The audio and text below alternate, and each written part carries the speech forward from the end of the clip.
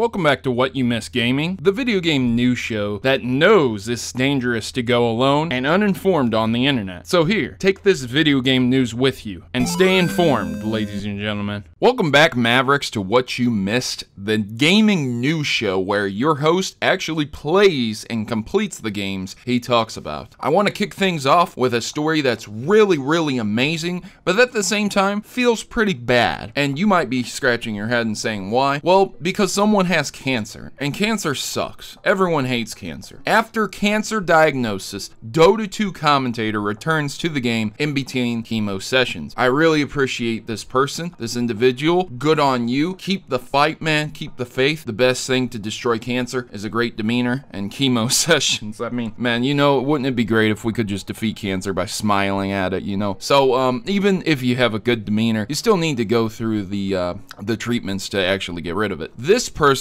name, Jorian Shiver van der Heijden, is a commentator. They talk about Dota 2, and they got breast cancer, and it's a 5-time veteran of the International. This person is engrossed in their job. This is a wonderful job, and it's a job that I personally wouldn't give up for anything. I don't care, man. I love my job on YouTube, and I'll tell you right now, if I got cancer, take me to the grave with my microphone, because I love delivering video game news and talking to the community about stuff. You guys give me new perspectives and make me a better person all around on the internet. So thank you very much for tuning in and watching this. And if you know this individual, if you're big into Dota 2, check them out, give them some support if you can find their Twitter or anything like that. So there you go. I'll leave the link to the story in the description below. Now on to something a bit more strange. Overwatch player creates a zombie mod. Now if you know the first person genre, you know that zombies are a big thing. Since back in Halo 3 days, there's been a big focus and cry for zombie gameplay where you can fight against zombies or be converted to the zombie army and try and kill everyone who isn't a zombie. These modes have been modified and been released on iterations like Halo Reach, and then of course the newer Halo series also has had its own version of Zombies mode, as well as Call of Duty Zombies. But this Overwatch player has created the zombie mode, and this might actually become more than just a mod or something that you would have to play on the side. Maybe Blizzard will actually incorporate this into the game, as we've seen in the past with games like Halo. So let's move on to Splatoon 2. There's a Switch bundle that has been announced and is heading to us. The bundle, which launches on September 8th for $380, includes a Nintendo Switch console, complete with a neon pink and green Joy-Con, as well as a download code for Splatoon 2 and the carrying case. Now this bundle seems like a pretty decent value, especially if you're a Splatoon 2 player and you like to be mobile a lot. That means you wouldn't have to carry around that Splatoon 2 box or an extra cartridge or something. You might lose the game. Now this is really great, but at the same time it is a Walmart exclusive console bundle. Apparently, this is what the story says. You might be able to get it other places for whatever reason, like eBay. But that's what's going on. I don't know if this bundle is actually worth it to me, because I wouldn't want a download code. And on top of that, if you're trying to include a carrying case as the selling point, like I'm alright, man. I'm cool on that. I can find carrying cases on eBay from $5 to $20 depending on what I want. So it really does come down to you. The pink and neon green doesn't really matter to me. It's strange though that they are focusing on changing the color of the Joy-Cons rather than the console itself, rather than the tablet itself. Like we aren't seeing white tablets or blacked out tablets or blacked out Nintendo Switch docks, or same with the controller holder. It's all gray except for the Joy-Cons. So that's really strange to me that they're doing that, and it feels crappy.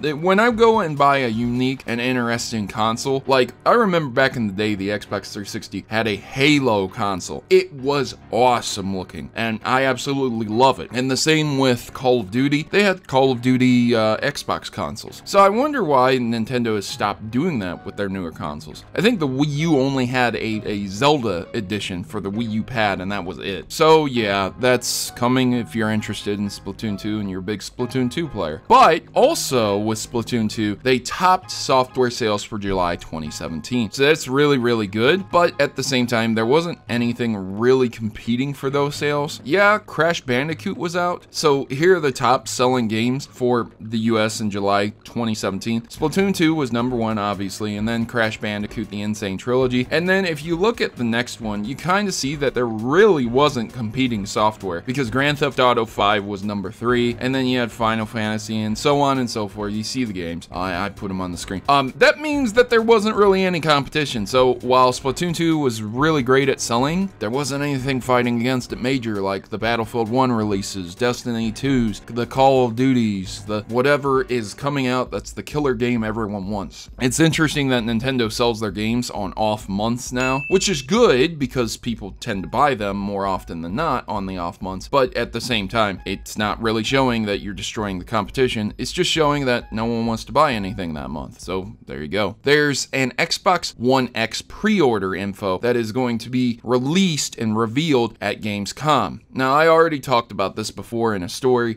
I think it's pretty crazy. I'm gonna warn you guys right now, if you're gonna pre-order the Xbox One X, get ready for some disappointment, because not only will it be the initial console, and there's probably going to be problems with a few units, or there might be one big thing going out, like the Bengate of Nintendo Switch, or the Red Ring of Death for the Xbox 360s, but there's probably not going to be many games available for it at the time. Again, if you look back on launch consoles, you can see the game titles that were released. If you were one of the unfortunate people who bought the Wii U right off the bat, there weren't really a lot of games for you to play. And really, if you look at the Nintendo Switch right now, unless you're really into the games that are out, you know, there's not really a lot of software for the Nintendo Switch either. So it's a good console, but there just isn't a lot of third-party support yet, and there's not a lot of games out for it yet. So there you go. The same thing can apply for the new Xbox One X. Be aware that you might not have a lot of things to play for it when it comes out. So Pokemon Ultra Sun and Moon's story has kind of been revealed. There's a little bit of details. It's fairly obvious from the trailer that we've seen recently. You know exactly what I'm talking about unless you missed it, that there's a giant black cloud looming over an island, and it's probably going to have a tie-in with the legendary Pokemon and the Ultra Beast, and it's looming over an island, so it doesn't look that good. It's probably what the game is going to focus on. On top of that, there's a dual edition of the game that's going to be released that includes both copies of Ultra Sun and Moon, which is more than likely going to be $80, even though they haven't announced a price. Don't quote me. Again, they haven't announced a price, but there you go. On top of that, we have other news as well regarding Ultra Sun and Moon, and that is that the Kanto region was teased. Now, I already did a video on this, and the gym itself that everyone's talking about is Lt.Surge, but again,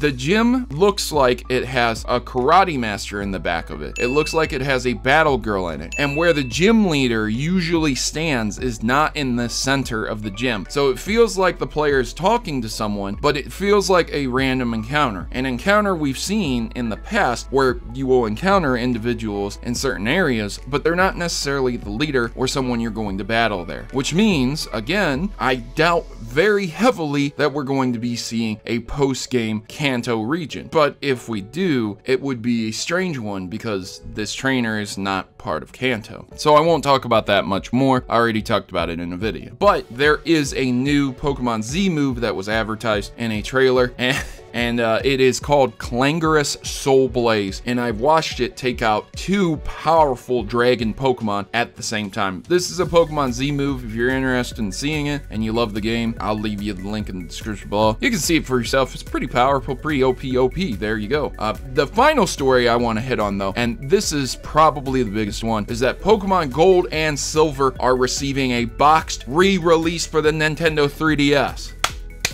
Yes, sir. So the beautiful Japanese boxes will come with the Game Boy cartridge-shaped magnets, stickers, and wall charts themed by the game, if you buy them. But this is for Japanese only right now. I'm not sure if we're going to see Western versions. Hopefully we will. I'd be shocked if they're going to re-release this for Japan and not America itself. This is going to be, again, the gold and silver, and they're just boxed versions, which is, it's a big thing for me personally, because I like to have a box. I like to have physical content. This is really, really great, and it's nice to see that we can have digital games with a physical release side by side. I know it's difficult to get those things these days, but it's really important to me as a gamer to preserve our gaming history and to start seeing digital content take over to the point where we barely have any boxes or manuals. It sucks, man. It really does suck. This stuff could disappear forever and no one would be the wiser. At least with some physical content, you can go back, look at it, share it, and say, yeah, this was exactly what it was. If you did enjoy this episode, please like it and share this with your friends. And I've been your host, Protomario, and I'm signing out. Let me know what you think about these news stories in the comments section below. Would you like to get a physical release of Pokemon Gold and Silver with the box, or are you really looking forward to that Splatoon 2 bundle? Thanks for watching again,